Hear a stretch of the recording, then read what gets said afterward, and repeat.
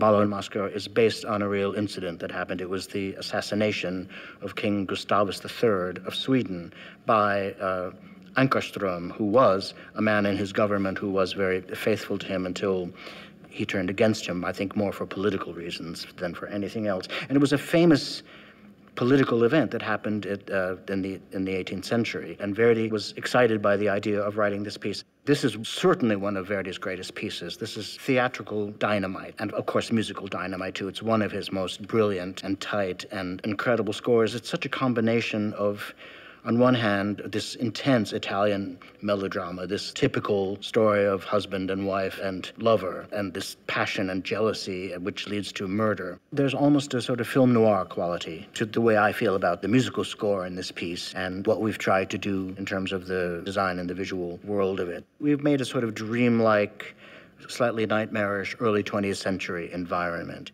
The production sort of all takes place in this king's room, his sitting room, the room where he receives his courtiers, and yet it keeps transforming as he veers from one adventure to another. The king lives in a very cool, chaste, ordered world, but he's kind of pursued by this image that he has in his room of this classical painting of the mythological story of Icarus, who created his own wings but flew too close to the sun. It's the ultimate image of somebody seeking too much pleasure, life, power, whatever, and plummeting to earth towards a fiery death.